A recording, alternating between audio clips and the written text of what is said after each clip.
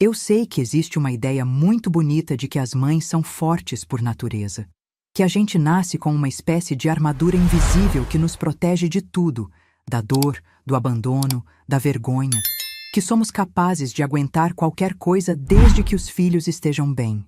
Acreditei nisso por muito tempo. Acreditei tanto que nem percebi quando parei de ser uma pessoa e virei uma função. Meu nome é Sônia Borges Cavalcante. Tenho 70 anos, cabelos brancos que escolhi não tingir há quase uma década. Não por desleixo, mas porque decidi parar de pedir desculpa por ter vivido. Moro num apartamento em Belo Horizonte que escolhi sozinha, decorei do meu jeito e onde ninguém entra sem que eu queira. Isso parece pouco para você? Para mim é tudo. Mas deixa eu te contar como cheguei até aqui. Porque tem uma quarta-feira no meio dessa história que eu preciso te contar.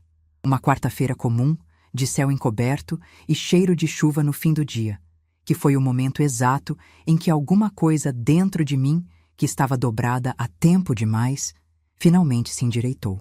Fui mãe solteira desde os 24 anos. Não foi uma escolha que eu fiz. Foi uma que o pai de Patrícia fez por mim, quando foi embora antes mesmo de ela saber dizer o nome dele. Eu tinha um quarto alugado, uma faculdade no meio, 2 turnos de trabalho e uma filha recém-nascida no colo. Não havia espaço para desabar, então não desabei. Aprendi, naqueles primeiros anos, que o silêncio das mães fortes não é serenidade, é cálculo. É a decisão consciente de guardar o choro para depois, para a hora do banho, para depois que a criança dorme, para aquele espaço curto e precioso entre a meia-noite e o alarme das 5 da manhã. E depois, com o tempo, a gente vai tão longe nesse exercício que esquece onde guardou a dor. E ela fica lá, empilhada, quieta, ocupando espaço que a gente nem sabe que tem. Criei Patrícia com as mãos, sem rede, sem herança. Eu lembro de noites em que abria a geladeira, via o que tinha e reorganizava mentalmente o que seria o almoço do dia seguinte antes de dormir. Não porque faltava. Eu não deixava faltar. Mas porque eram os anos em que cada real tinha destino certo antes de existir. Formei em contabilidade aos 28, abri meu escritório aos 33 e fui construindo, tijolo por tijolo, uma vida que eu tinha orgulho de mostrar. Não por vaidade, mas porque era a prova de que eu havia cumprido o que prometi naquela noite em que olhei para o rosto dela dormindo no berço de segunda mão e disse em voz alta, para ninguém ouvir: essa menina não vai saber o que é falta. Quando Hélio chegou, Patrícia tinha 10 anos e eu tinha 34. Ele era um homem paciente, daqueles que entendem que entrar na vida de uma criança exige tempo e que o amor não se impõe, se oferece. Construímos juntos. Transformamos o escritório num grupo de gestão financeira com clientes em 3 estados. Tivemos anos bons. Anos de viagem, de mesa farta, de fim de semana sem pressa. Construímos uma vida que por um período pareceu completa. Hélio faleceu de forma repentina quando eu tinha 55 anos. Foi rápido demais, como às vezes acontece com as coisas boas. Rápido demais para a gente se preparar. Lembro de acordar no dia seguinte sem ele e não entender, por alguns segundos, o que havia mudado no quarto. Depois entendi. E aquele entendimento ficou dentro de mim, feito um peso que eu aprendi a carregar, porque era o que eu sabia fazer. E eu fiquei. Continuei tocando o negócio, continuei de pé, continuei sendo o porto seguro de todo mundo ao redor, porque era isso que eu sabia fazer. Patrícia havia se casado com Rodrigo 2 anos antes da partida de Hélio. E com o tempo, sem que eu percebesse exatamente quando, meu papel na vida deles foi se transformando. Deixei de ser a mãe que eles visitavam para me contar novidades e virei a mãe que eles acionavam quando precisavam de alguma coisa. Uma reforma na casa, uma dificuldade financeira, uma orientação que não queriam pagar para um profissional. Eu estava sempre lá, sempre disponível, sempre com uma resposta e quase sempre com um recurso. Não vou dizer que não via. Via. Mas existe uma diferença entre ver e aceitar. E eu, que havia passado a vida inteira segurando o chão para os outros, não sabia como fazer diferente. A ligação de Patrícia chegou numa quarta-feira, pouco depois das 4 da tarde. Eu estava no escritório finalizando um relatório quando o celular vibrou na mesa. Vi o nome dela na tela e senti aquela familiaridade tranquila de sempre, A filha ligando no fim do dia, provavelmente para perguntar se eu queria jantar com eles no fim de semana ou para me contar alguma coisa dos netos. Atendi no segundo toque. A voz dela já me disse tudo antes das palavras. Existe um tom específico que os filhos adultos usam quando vão pedir algo que sabem que não deveriam pedir. É um tom que mistura gentileza excessiva com pressa mal disfarçada, como se eles precisassem terminar a frase antes que você possa interromper. Eu conheço esse tom desde que Patrícia tinha 16 anos e queria me convencer de alguma coisa. Ela disse que havia uma situação com a Fernanda, a babá dos netos, uma moça jovem, dedicada, que cuidava das crianças havia 2 anos. Segundo Patrícia, Fernanda havia passado por um problema de saúde e não tinha nenhuma cobertura. Nenhum plano, nenhuma reserva, nada. E então veio a frase. Patrícia disse que, como eu quase não usava o plano de saúde mesmo, ela havia conversado com o pessoal do meu escritório para fazer uma transferência de titularidade. A minha vaga no plano empresarial passaria para o nome da Fernanda. Era uma coisa pequena, ela disse.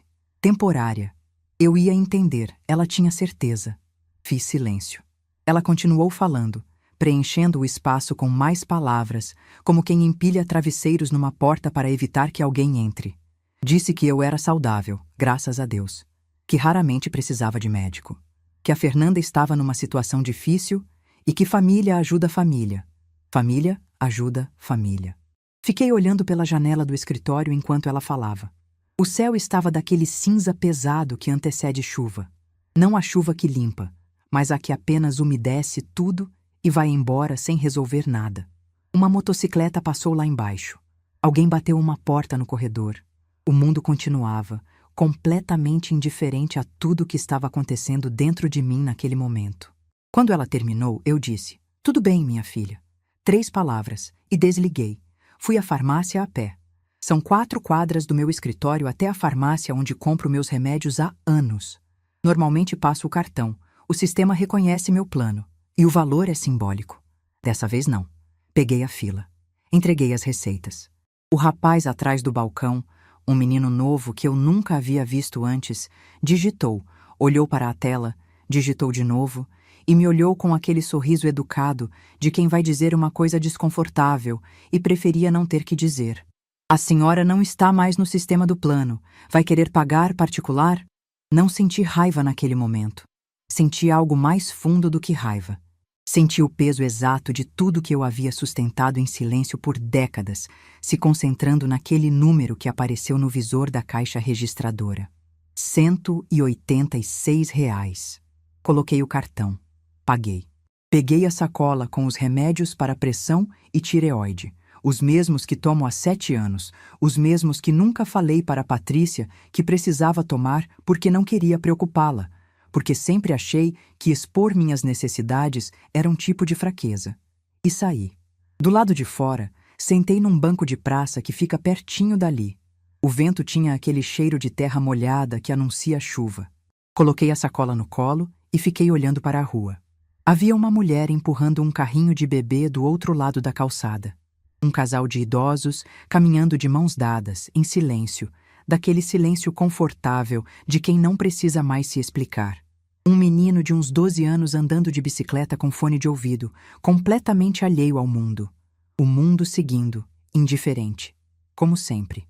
E eu, ali, com 70 anos, segurando uma sacola de remédios que paguei sozinha porque minha filha havia decidido que a babá dos meus netos precisava mais do que eu.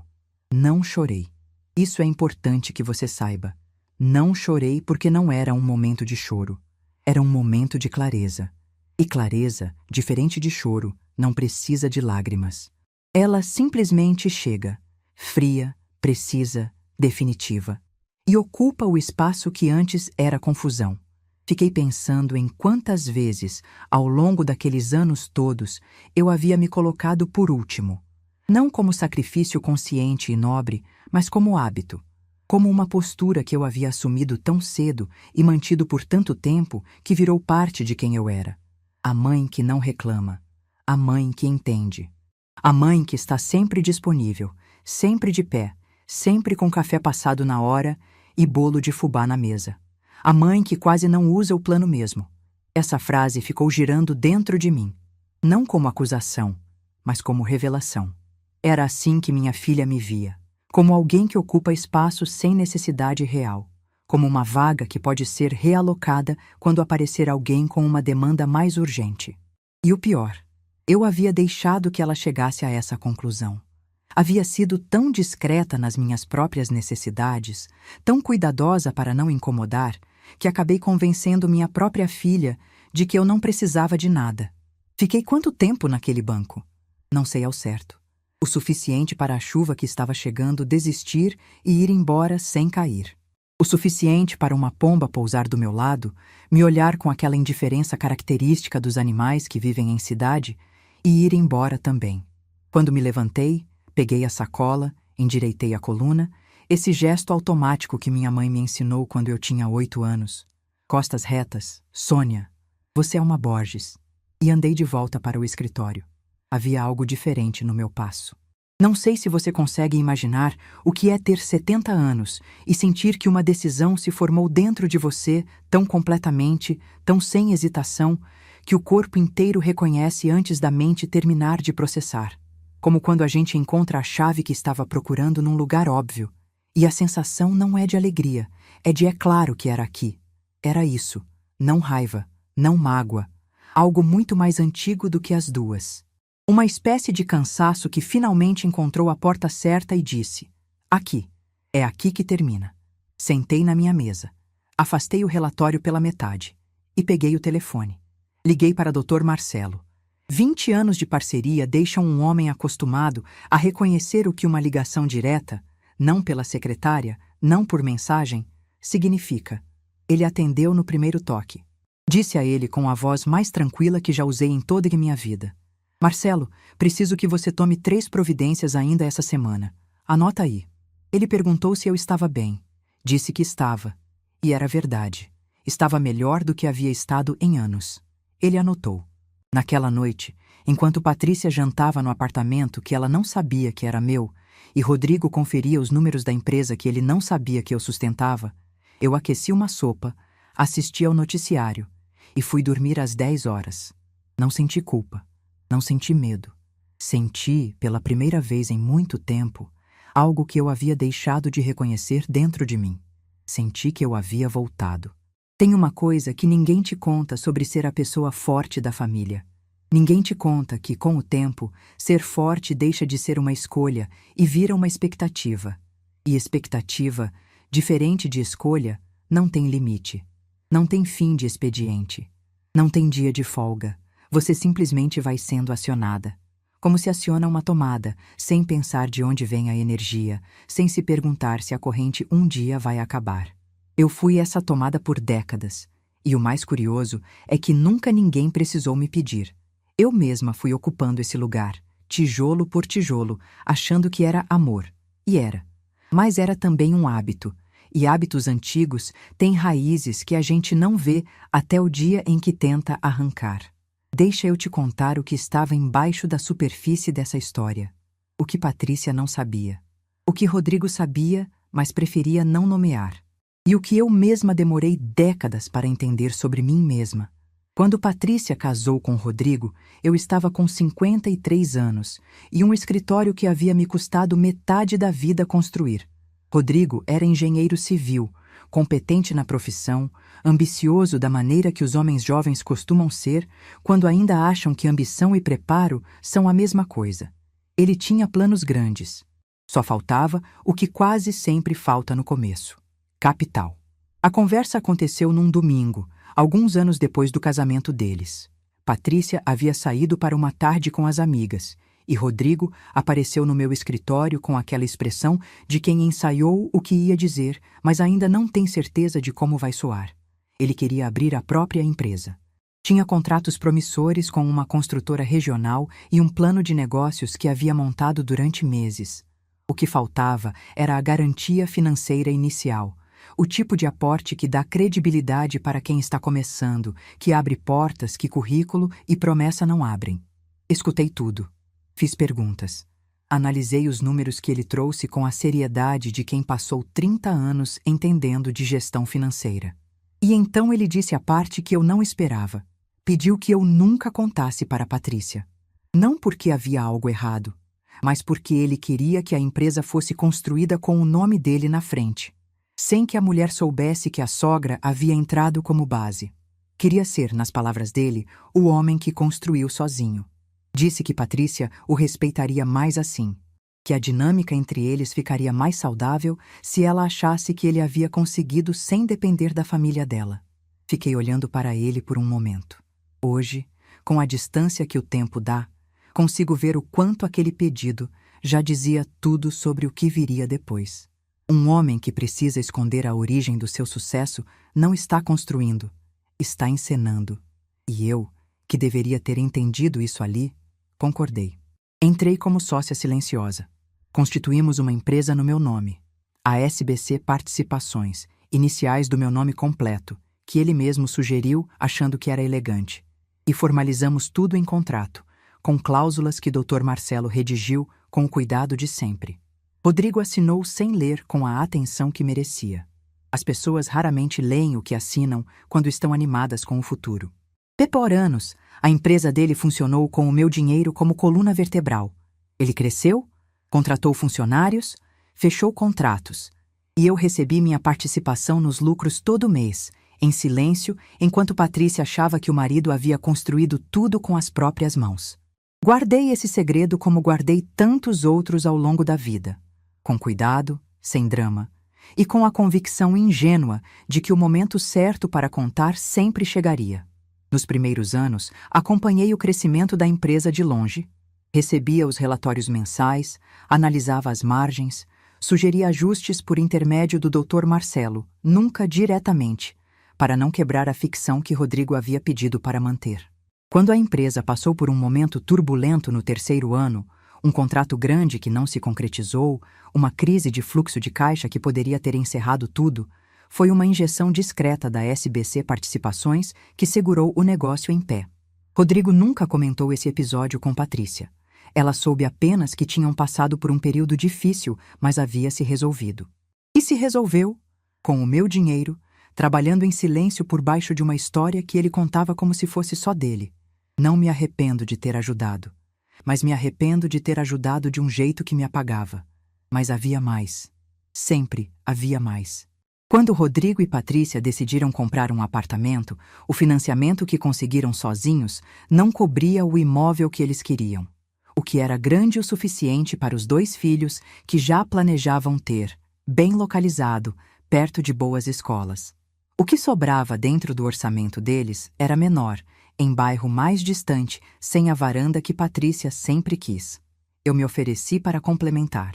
Só que, por orientação do Dr. Marcelo, que naquela época estava preocupado com a estabilidade ainda recente da empresa de Rodrigo, o imóvel ficou vinculado a uma administradora que era, na prática, uma extensão do meu patrimônio.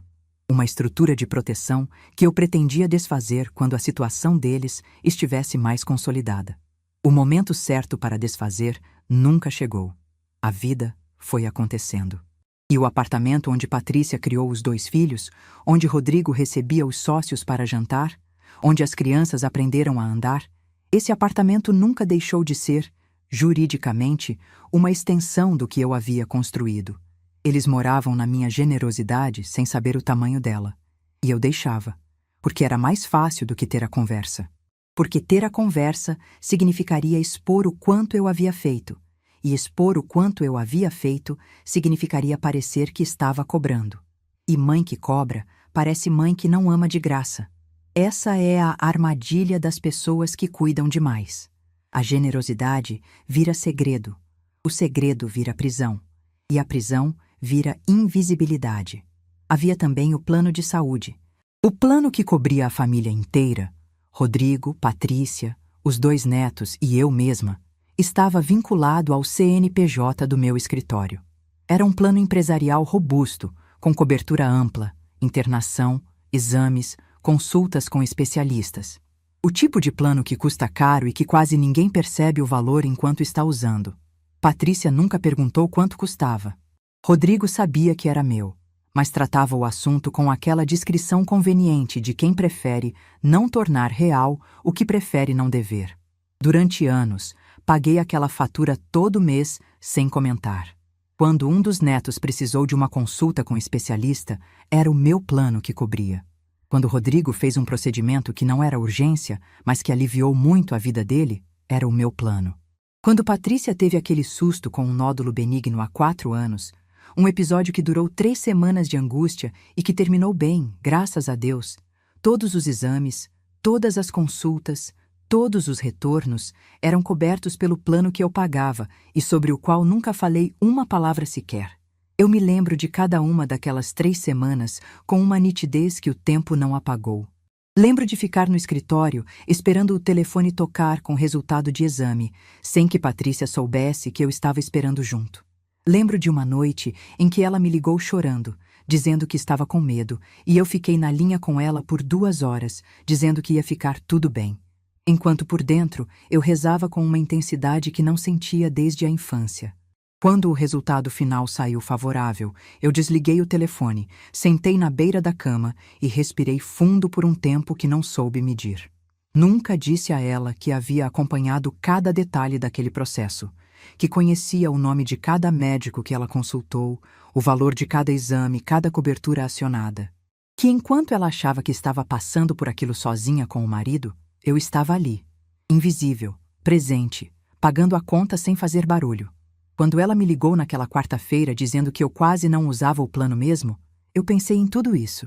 Pensei nos 3 anos de consultas dos netos, no procedimento de Rodrigo, nas 3 semanas de exames dela, no valor que sai da minha conta todo primeiro do mês há mais de uma década, silencioso e pontual como tudo que eu sempre fiz. Quase não usava, ela disse, quase não usava. Existe uma dor específica que não tem nome na língua portuguesa, ou em nenhuma outra, até onde eu sei. É a dor de perceber que você se tornou invisível, não porque as pessoas são más, mas porque você as treinou para não te enxergar. Eu treinei Patrícia durante décadas a me ver como suporte, não como pessoa. Cada vez que resolvi um problema sem reclamar, ensinei que problemas podiam ser trazidos para mim sem custo emocional. Cada vez que paguei algo sem mencionar, ensinei que recursos eram ilimitados. Cada vez que fiz sem pedir reconhecimento, ensinei que fazer era suficiente, que eu não precisava de nada além disso. Não foi mal intencionada da parte dela. Isso é o que eu precisava entender. E demorei para entender, antes de conseguir olhar para aquela quarta-feira com clareza. Patrícia não acordou um dia decidida a me tratar como descartável. Ela simplesmente cresceu dentro de um padrão que eu mesma construí, onde a mãe é o chão. O chão é firme, e chão firme não precisa de atenção. O problema é que eu estava cansada de ser chão. Cansada de ser pisada sem que ninguém perguntasse se eu estava bem embaixo. Naquela noite, depois de ligar para o Dr. Marcelo e passar as 3 providências, fiz uma coisa que não fazia há anos. Sentei na varanda do meu apartamento com uma xícara de chá e não fiz nada. Não li. Não liguei o televisor. Não chequei e-mails. Fiquei ali, olhando para as luzes de Belo Horizonte se acendendo uma por uma, enquanto a noite chegava, e deixei os pensamentos virem sem tentar organizá-los. Pensei em Patrícia bebê, naquele quarto alugado que cheirava a mofo no inverno e que eu disfarçava com uma vela de baunilha. Pensei nela aprendendo a andar, segurando o meu dedo com uma força que parecia impossível para uma criança tão pequena. Pensei na formatura dela, quando ela me apresentou para os amigos como minha mãe, a melhor pessoa do mundo, com aquele orgulho genuíno e descomplicado que os filhos têm antes de crescerem e aprenderem a tomar as pessoas que amam como certas. Não senti amargura. Isso talvez surpreenda você. Mas o que senti foi algo mais parecido com tristeza tranquila.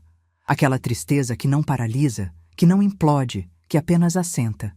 Como o sedimento que desce para o fundo quando a água para de ser agitada. Eu havia passado 46 anos sendo a água agitada. Estava na hora de parar. O que vinha pela frente não seria simples. Eu sabia disso. Sabia que quando as 3 providências que passei para o Dr. Marcelo começassem a se materializar, a vida de Patrícia e Rodrigo viraria de cabeça para baixo. Sabia que viriam conversas difíceis, que viriam lágrimas, que viria a pergunta por que você fez isso, mãe, com aquela entonação de acusação que os filhos usam quando estão com medo. Mas sabia também, e essa certeza era nova, firme, quase estranha de tão inteira, que eu havia esperado tempo demais. Que toda ação tem um custo, que toda omissão também, e que o custo da minha omissão havia sido pago em silêncio, em invisibilidade, em ser tratada como uma vaga que pode ser transferida para quem precisa mais. Havia também outra coisa que eu precisava admitir para mim mesma naquela noite, algo que era mais difícil do que reconhecer o que Patrícia havia feito. Era reconhecer minha parte nisso tudo. Durante anos, recusei elogios. Quando alguém dizia que eu era extraordinária por ter criado uma filha sozinha, construído uma empresa do zero, sustentado uma família inteira nas costas, eu desviava o assunto, mudava de tema. Dizia que não era nada, que qualquer mãe faria o mesmo. E ao fazer isso, fui ensinando às pessoas ao meu redor que o que eu fazia não tinha peso, que era natural, que era esperado. Fui a arquiteta da minha própria invisibilidade. E essa percepção, naquela noite de quarta-feira com chá esfriando na xícara, foi a mais libertadora e a mais dolorosa ao mesmo tempo. Terminei o chá, lavei a xícara, fui dormir. E pela primeira vez em muito tempo, dormi sem ficar pensando no que os outros precisavam de mim no dia seguinte. Amanhã seria diferente. Eu seria diferente. E eles ainda não sabiam disso. Mas essa noite, a noite mais silenciosa da minha vida adulta, foi a última em que o mundo deles continuaria exatamente como eles imaginavam que era. Existe uma expressão que eu aprendi com meu pai quando era criança.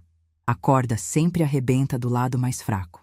Ele dizia isso como aviso, como lição de vida, como se estivesse me preparando para um mundo que cobra juros sobre tudo. Na época, eu não entendia direito o que ele queria dizer. Passei décadas achando que a corda fraca era eu. Demorei 70 anos para entender que eu nunca fui a corda fraca. Eu era quem estava segurando. Na manhã seguinte à ligação de Patrícia, acordei às 6h30 como sempre. Aqueci café, comi uma fruta, me arrumei com calma. Não havia urgência, não havia agitação. Havia apenas a tranquilidade específica de quem tomou uma decisão grande e deixou de lutar contra ela. Dr. Marcelo me ligou às 9h para confirmar que havia recebido minhas instruções com clareza e que daria início aos procedimentos ainda naquela semana. Perguntou, como havia perguntado na véspera, se eu tinha certeza. Disse que sim, com a mesma voz de sempre. Ele me conhece há 20 anos. Soube que era definitivo. As 3 providências eram simples na forma, mas cada uma delas carregava o peso de anos de silêncio se desfazendo de uma vez. A primeira, as cotas da SBC Participações, a empresa que havia sustentado o negócio de Rodrigo desde o começo, que havia sobrevivido à crise do 3º ano, que havia crescido com o meu dinheiro trabalhando por baixo como fundação invisível, seriam transferidas para uma fundação beneficente que eu já mantinha há anos. O contrato original da sociedade previa, em cláusula que Rodrigo havia assinado sem ler com atenção, meu direito irrestrito de saída unilateral, sem necessidade de aprovação, sem prazo mínimo, sem negociação. Era meu direito e eu ia exercê-lo. A segunda, a administradora vinculada ao apartamento onde Patrícia e Rodrigo moravam, receberia instrução formal de não renovação do contrato de locação, que vencia em 90 dias. O imóvel voltaria à minha gestão direta.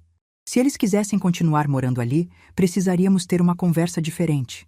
Uma conversa honesta dessa vez, sem estruturas invisíveis e sem gentilezas que ninguém sabia que estavam sendo feitas. A terceira, o plano empresarial do meu escritório que cobria a família deles seria encerrado.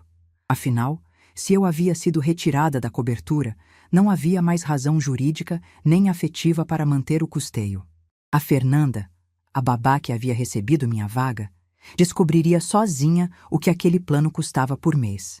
E Patrícia descobriria o que havia no mundo além da generosidade silenciosa da mãe que quase não usava. Enquanto o Dr. Marcelo anotava, sentia algo que não esperava sentir: leveza. Não o alívio de quem se vingou, mas a clareza de quem parou de fingir que está bem quando não está. São coisas completamente diferentes, e eu precisei de 70 anos para aprender a distinguir uma da outra. Desliguei o telefone. Fui trabalhar. Os dias que se seguiram foram os mais tranquilos que eu havia vivido em muito tempo. Continuei minha rotina com uma leveza que não reconhecia desde antes de Hélio partir. Trabalhei. Almocei com uma cliente antiga que sempre me fez rir. Fui ao cinema numa quinta-feira à noite, coisa que não fazia há anos, daquelas que a gente adia sem motivo até perceber que postergou tanto que virou hábito. Dormi bem, acordei descansada, reguei as plantas da varanda que haviam ficado esquecidas. Patrícia me ligou 2 vezes naquela semana. Conversa de rotina, como estava, se eu havia almoçado, se precisava de alguma coisa. Respondi com naturalidade. Perguntei dos netos, dei risada de uma história que ela contou. Nada diferente do habitual. Porque não havia nada diferente no meu comportamento. A diferença estava no que eu havia decidido, e decisões não fazem barulho enquanto ainda estão se materializando. Rodrigo não me ligou nenhuma vez.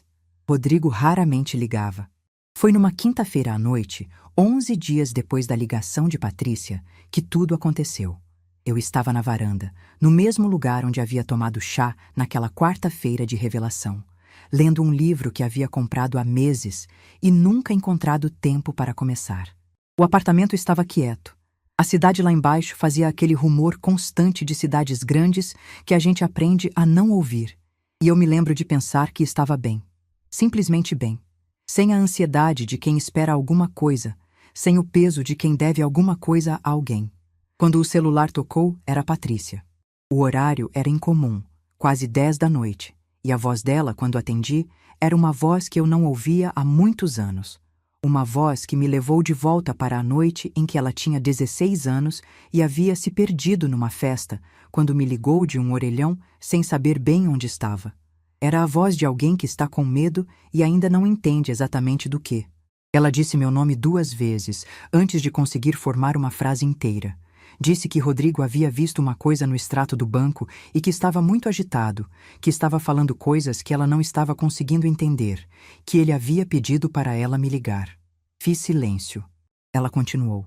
Ele havia notado que a transferência mensal que entrava na conta deles havia desaparecido, substituída por uma notificação de encerramento de participação societária. Ela não entendia o que isso significava. Rodrigo havia ficado pálido, havia saído da sala. Havia voltado com o celular na mão, mostrando uma pesquisa que havia feito no sistema da Receita Federal. A voz dela tremeu quando disse a próxima frase. Mãe, o CNPJ da empresa que estava depositando dinheiro pra gente todo mês, aparece o seu nome. Esperei 1 segundo. Apenas 1. Eu sei, minha filha. O silêncio do outro lado durou o tempo de uma respiração inteira. Você sabia? Sempre soube. Era minha empresa. Preciso que você entenda o que aconteceu do lado de lá daquele telefone, porque Patrícia me contou tudo depois, detalhe por detalhe, naquela manhã em que veio me ver com os olhos inchados e as mãos tremendo. Rodrigo havia aberto o aplicativo do banco para checar um lançamento qualquer, uma conta de fornecedor, algo trivial. E viu que a transferência que entrava todo mês como distribuição de lucros SBC Participações havia sido substituída por um aviso seco em linguagem bancária fria, encerramento de participação societária por exercício de cláusula contratual. Ele havia ficado olhando para aquela tela por um tempo que Patrícia não soube medir. Depois, havia pesquisado o CNPJ da SBC no Sistema Público da Receita Federal.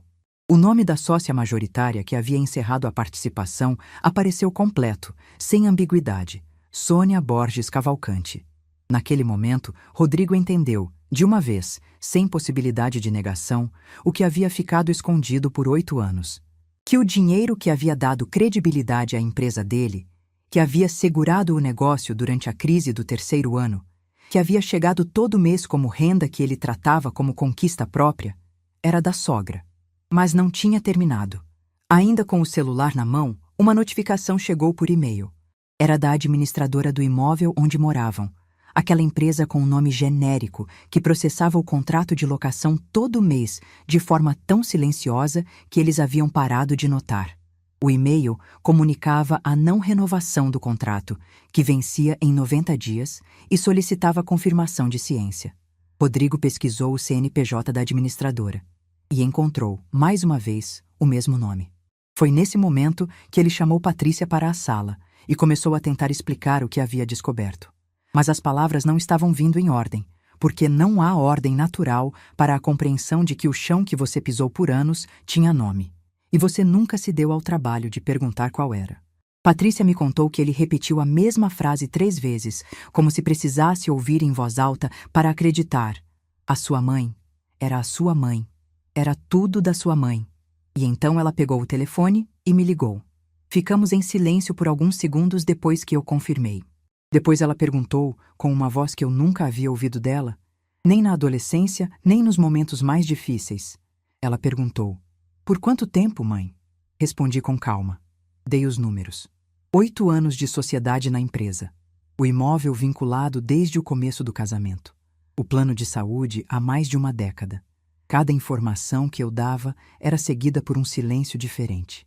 O silêncio de quem está recalculando, de quem está abrindo gavetas dentro da própria memória e encontrando, em cada uma, algo que não havia conseguido nomear antes, e que agora, de repente, tinha nome. As 3 semanas do nódulo. Os netos no especialista. O procedimento de Rodrigo. Cada consulta, cada exame, cada resultado que ela havia recebido com a sensação de que tudo estava sendo cuidado como por uma força anônima e benevolente. Essa força tinha nome, endereço e CNPJ. Tinha o meu nome. Houve um momento, no meio daquela ligação, em que eu ouvi Patrícia chorar. Não o choro dramático de quem quer ser ouvida, mas aquele choro baixo, contido, de quem está entendendo alguma coisa que não pode ser desfeita. É um choro que eu reconheço. É o mesmo que eu mesma havia feito sozinha, em tantas madrugadas ao longo de décadas. Só que eu chorava de acúmulo e ela chorava de revelação. São coisas diferentes, mas doem do mesmo jeito. Eu não precisei dizer nada sobre o plano de saúde. Ela chegou lá sozinha. Quando o silêncio do outro lado ficou longo demais, eu disse apenas: "Dorme, Patrícia. A gente conversa amanhã." E desliguei. Fiquei na varanda por mais um tempo depois de desligar. A noite estava aberta, uma dessas noites de céu limpo que Belo Horizonte tem no outono, quando o ar seca e as estrelas aparecem com uma nitidez que a gente esquece que existe. Uma vizinha do andar de baixo estava tocando violão, algo suave, sem pressa, daquelas melodias que não têm começo nem fim identificável. Não senti triunfo. Isso também é importante que você saiba, porque a palavra triunfo pressupõe uma batalha, e o que eu havia feito não foi uma batalha, foi uma escolha, fria, documentada, absolutamente dentro dos meus direitos, tomada com a serenidade de quem não está agindo por impulso, mas por clareza. O que senti foi algo mais parecido com o fim de um ruído constante. Sabe aquele barulho de fundo que fica tão presente na sua vida que você para de escutar, até o dia em que some e o silêncio que vem depois tem uma qualidade diferente, quase física? Era isso. Décadas de tensão silenciosa, de generosidade represada, de invisibilidade acumulada. Tudo aquilo havia encontrado seu ponto de resolução naquela noite. Não de forma dramática, não com gritos ou confrontos ou revelações públicas, com um extrato bancário, com um CNPJ pesquisado às 10 da noite por um homem que havia assinado documentos sem ler, com o telefone de uma filha que, pela primeira vez em muito tempo, estava ouvindo a voz da mãe sem saber exatamente o tamanho do que estava ouvindo. Fui dormir quando o violão da vizinha parou, e naquela noite, antes de fechar os olhos, pensei em algo que minha mãe costumava dizer quando eu era criança e reclamava que as coisas levavam tempo demais para acontecer.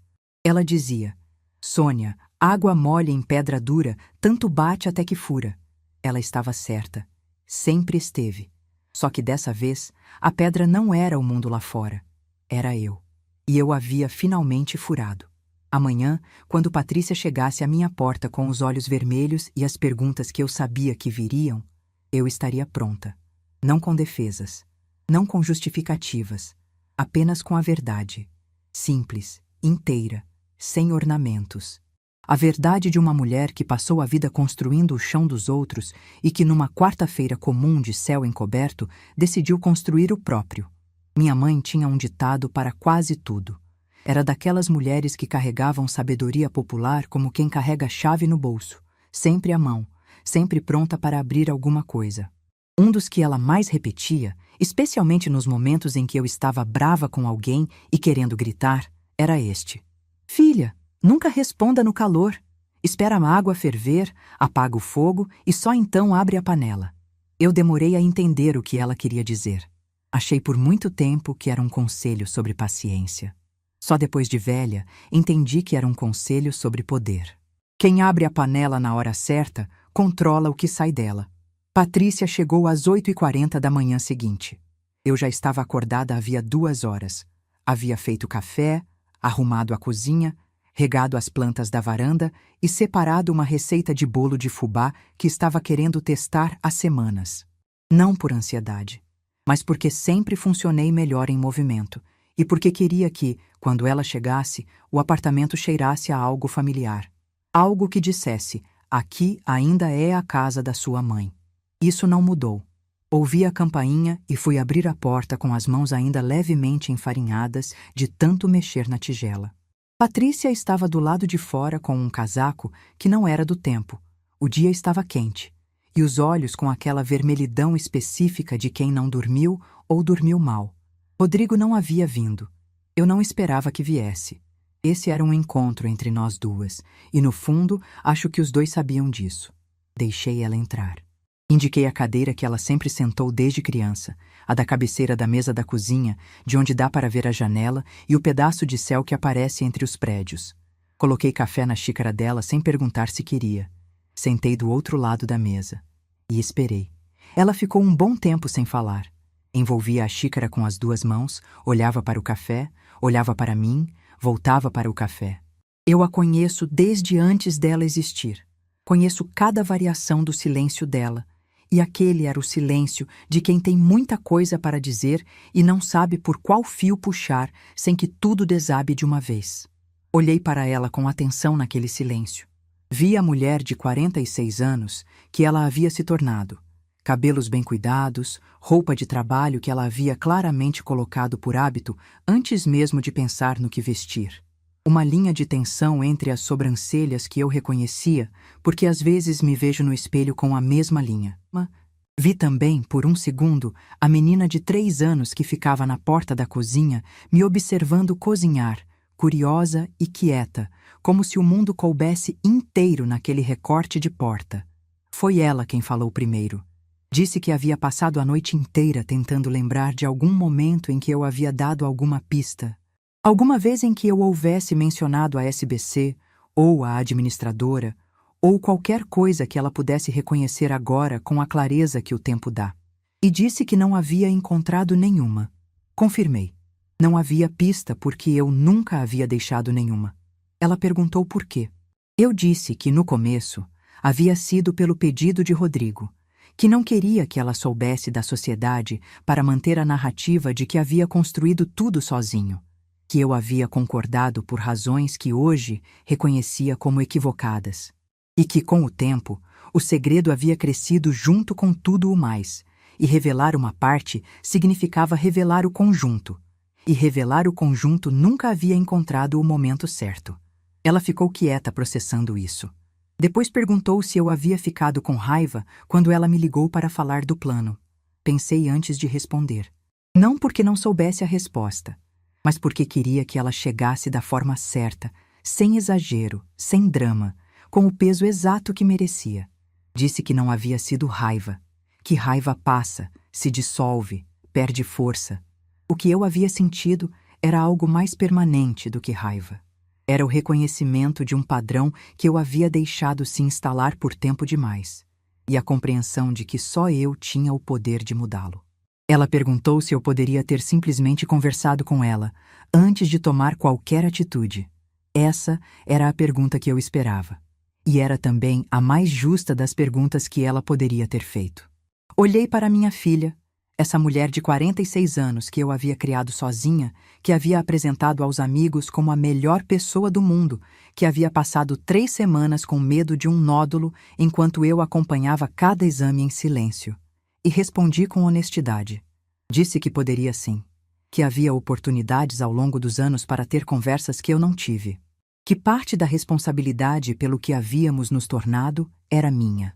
Porque eu havia escolhido o caminho do silêncio repetidas vezes, achando que era proteção, quando na verdade era um muro que fui construindo dos dois lados ao mesmo tempo. Mas disse também que a conversa que ela estava esperando que eu tivesse com ela, a conversa sobre limites, sobre respeito, sobre o que estava sendo dado e o que estava sendo ignorado, essa conversa precisaria ter vindo dos dois lados. E que em nenhum momento, ao longo de todos aqueles anos, ela havia perguntado quanto custava o plano. Havia perguntado de onde vinha a cobertura do apartamento. Havia perguntado como a empresa de Rodrigo havia sobrevivido àquela crise no terceiro ano. Não havia perguntado porque não havia querido saber. E não havia querido saber por quê, enquanto tudo funcionava, era mais confortável não perguntar. Ela abaixou os olhos. Não retrucou. Esse foi o momento em que entendi que a conversa estava acontecendo de verdade, não como defesa de um lado e acusação do outro, mas como duas pessoas olhando para a mesma coisa com honestidade. Depois de um silêncio, ela me perguntou o que aconteceria agora. Com o apartamento, com a empresa de Rodrigo, com o plano. Respondi com clareza. O apartamento, eles teriam 90 dias para decidir o que queriam fazer. Se quisessem continuar morando ali, poderíamos formalizar um contrato de locação real, com valores de mercado, como qualquer relação entre adultos deveria funcionar. Se preferissem buscar outro lugar, eu respeitaria essa escolha sem ressentimento. A empresa de Rodrigo, a saída da SBC havia sido feita dentro do contrato de forma legal e definitiva. O que ele construísse a partir dali seria genuinamente dele, sem a minha presença como base invisível. Isso, disse a ela, era na verdade um presente, embora eu duvidasse que ele fosse enxergar assim no curto prazo. O plano de saúde. Encerrado. Eu havia contratado um plano individual para mim mesma, o melhor que encontrei, pago com o meu dinheiro, no meu nome, sem depender de nenhum CNPJ nem de nenhuma generosidade que precisasse ser administrada em segredo. Patrícia ouviu tudo sem interromper. Quando terminei, ela perguntou, com uma voz que tinha mais tristeza do que raiva: "Você ainda é minha mãe?" Coloquei a xícara na mesa. Olhei para ela. Disse: "Sou. Sempre serei. Mas a partir de agora, sou sua mãe de um jeito diferente. Sou uma mãe que você vai precisar enxergar. Não como suporte, não como recurso, não como a mulher que está sempre lá e que quase não precisa de nada. Uma mãe de verdade, com nome, com necessidades, com limites. Se você conseguir me ver assim, a gente tem muito pela frente. Se não conseguir, também vou entender." Ela ficou olhando para mim por um tempo longo, e então, sem dizer nada, levantou da cadeira, contornou a mesa e me abraçou. Não foi o abraço resolvido dos filmes. Não foi aquele abraço que significa que tudo está bem e que a ferida fechou. Era um abraço apertado, um pouco desesperado, do tipo que diz: "Eu não sei ainda o que fazer com tudo isso, mas eu não quero te perder." Era um começo, não um fim. Fiquei com os braços em volta dela por um tempo. Senti o cheiro de shampoo que ela usa desde os 20 anos. Pensei no quarto alugado que cheirava a mofo no inverno, no berço de segunda mão, na promessa que eu havia feito para uma menina que ainda não sabia dizer o próprio nome. Tinha cumprido a promessa. Ela nunca havia faltado com nada, mas eu, por décadas, havia faltado comigo mesma. E esse era o único balanço que ainda precisava ser acertado. Rodrigo me ligou naquela tarde. Não havia emoção na voz dele. Havia constrangimento, que é uma coisa diferente e, de certa forma, mais honesta. Homens como Rodrigo não costumam ligar para pedir desculpas. Ligam para renegociar. Mas dessa vez não havia nada a renegociar, e acho que ele sabia disso desde o começo da ligação. Ele disse que havia sido pego de surpresa, que não havia imaginado que as coisas chegariam a esse ponto, que se houvesse feito alguma coisa para me desagradar, pedia que eu lhe dissesse para que pudesse corrigir. Respondi com calma que ele não havia feito nada que não estivesse dentro das expectativas que eu mesma havia criado ao longo dos anos, que não havia nada a corrigir, havia um novo ponto de partida. E que o novo ponto de partida era simplesmente este. Dali em diante, o que fosse dele, seria dele. O que fosse meu, seria meu. E qualquer coisa no meio precisaria ser conversada com transparência. Ele ficou em silêncio por um momento. Depois disse que entendia. Acho que entendia mesmo. Não por maturidade súbita, mas porque não havia alternativa. Desliguei e fui terminar o bolo de fubá que havia deixado pela metade de manhã. Naquela noite, sentei na varanda com a fatia de bolo e o chá que tinha virado hábito desde aquela quarta-feira de transformação. As luzes da cidade estavam acesas, o ar estava fresco, e eu fiquei pensando em tudo o que havia acontecido nos últimos 11 dias com a mesma distância tranquila com que se olha para uma tempestade que já passou. Não havia vencedora nessa história. Isso era importante reconhecer. Havia uma mulher que havia passado décadas apagada pela própria mão e que havia decidido, por fim, reaparecer. Havia uma filha que havia crescido dentro de um padrão que a mãe havia construído e que agora precisaria aprender a enxergar além dele. Havia um homem que havia assinado documentos sem ler e que agora encarava as consequências de uma distração que durou 8 anos. Não havia vilão. Havia escolhas, e cada escolha havia cobrado o seu preço. O meu havia sido a invisibilidade. O deles estava começando a ser apresentado. E eu, pela primeira vez em muito tempo, estava do lado de fora dessa conta, olhando para ela sem ter que pagá-la por ninguém. Terminei o bolo. Lavei o prato. Antes de ir dormir, passei pela sala e olhei para uma fotografia que tenho num porta-retrato de madeira escura desde sempre. Eu e Patrícia, na formatura dela, os dois abraçadas. Ela com o cabelo torto e um sorriso que tomava o rosto inteiro. Eu com aquele vestido azul marinho que comprei especialmente para o dia e que guardei no fundo do armário por anos depois, sem conseguir descartar. Fiquei olhando para aquela foto por um momento. Não estava apagando aquela mulher do porta-retrato. Estava apenas recusando ser apenas ela. A mulher do fundo. A que sorri e apoia, e está sempre lá. Estava decidindo ser também a mulher que existia antes e depois daquele dia de formatura. A Sônia inteira, com todos os capítulos, não apenas os que serviam de apoio para essa história de alguém. Apaguei a luz da sala e fui dormir. Amanhã eu acordaria como Sônia. Não como suporte, não como recurso, não como a mãe que quase não precisa de nada. Apenas Sônia.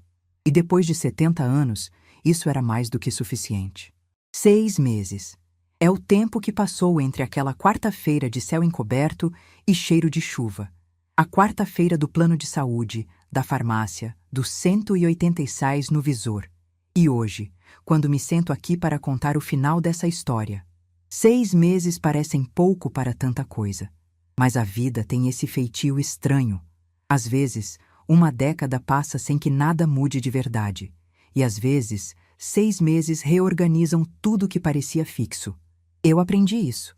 Aprendi também que reorganizar não significa destruir. Significa apenas que as coisas precisavam encontrar o lugar certo, e que o lugar certo, quase sempre, não é onde a gente tinha acostumado a colocá-las.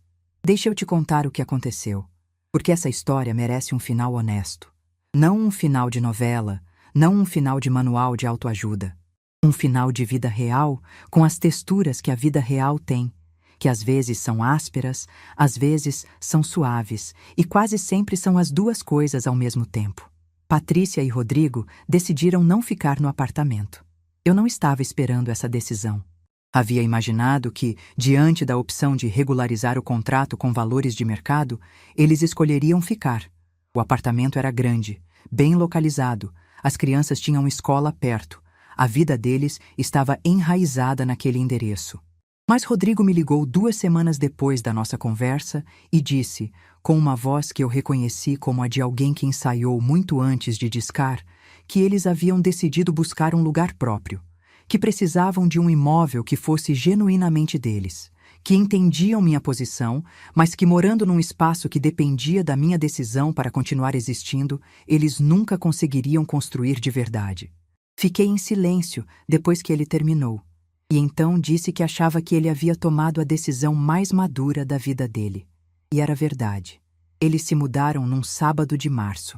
Alugaram um apartamento menor, num bairro um pouco mais distante, com uma varanda que Patrícia me mandou foto, dizendo que havia decorado com plantas.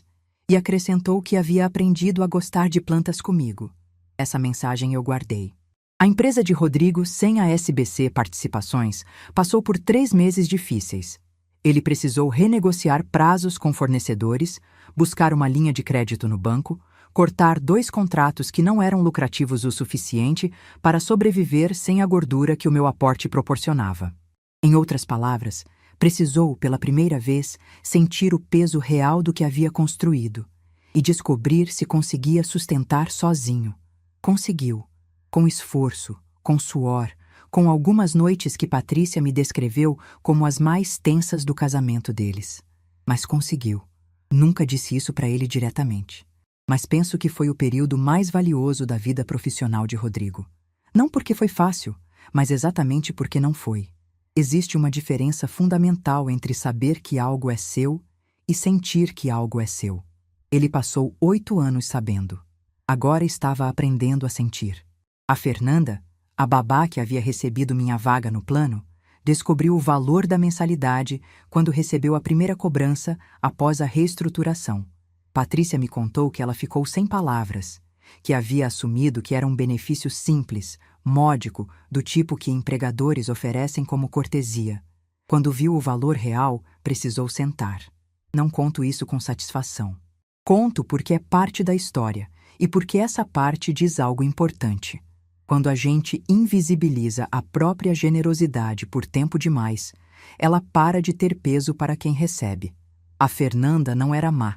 Ela simplesmente nunca havia sido informada do tamanho do que estava recebendo, porque ninguém havia informado ninguém de nada, e o silêncio havia se tornado a linguagem padrão de todo mundo naquela família. Ao menos agora havia números. E números têm o dom brutal de tornar as coisas reais. Mas deixa eu te falar do que realmente importa nesse final. Deixa eu te falar dos meus netos. Miguel tem 8 anos e Ana Luísa tem 6.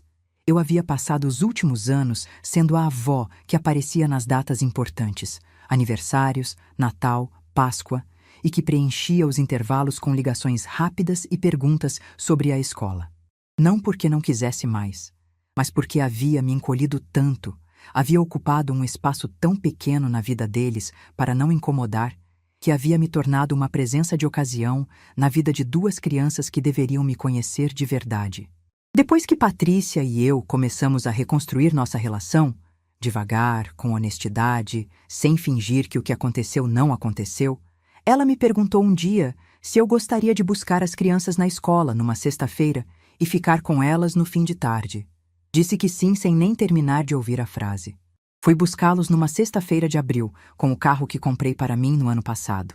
Uma decisão que havia postergado por anos, achando que não precisava, que era gasto desnecessário, que eu me virava de ônibus. Miguel saiu pela portaria da escola com a mochila enorme nas costas e, quando me viu, correu.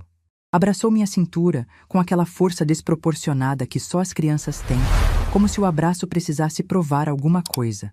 Ana Luísa veio atrás, mais contida. Ela é daquelas crianças que observam antes de se entregar, e ficou me olhando por um segundo. Depois pegou minha mão. Só isso. Pegou minha mão e ficou andando ao lado de mim até o carro, em silêncio, com aquele silêncio confortável de quem não precisa se explicar. Fomos a uma sorveteria que eu havia pesquisado perto de casa. Sentamos numa mesa de plástico colorido com 3 bolas cada um. Eles escolheram sabores que eu nunca teria pensado em pedir. Aquelas combinações improváveis que só fazem sentido quando se tem menos de 10 anos.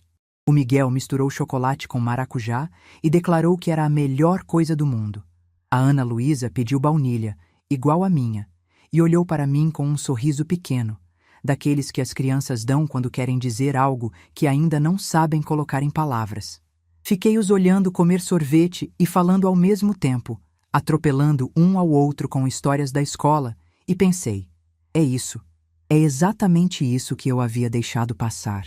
Não havia sido a avó ausente por falta de amor.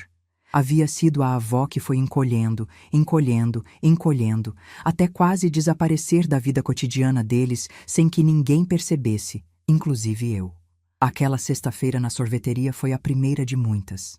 E cada uma delas, cada sorvete improvavelmente combinado, cada história de escola contada em cima da outra, cada mão pequena na minha, foi a reconquista de algo que eu não sabia o quanto havia perdido até começar a encontrar de volta. E eu? Você deve estar querendo saber sobre mim. Sobre a Sônia de hoje, a que está aqui contando essa história com 70 anos e cabelos brancos que escolheu não tingir. Em março, fui a Ouro Preto por 4 dias, sozinha. Havia querido ir há mais de 20 anos e sempre havia um motivo para não ir. O escritório, a agenda, alguém precisando de mim em alguma coisa. Fui no começo do outono, quando a cidade fica com aquela luz dourada que bate nas pedras e parece que o tempo desacelerou.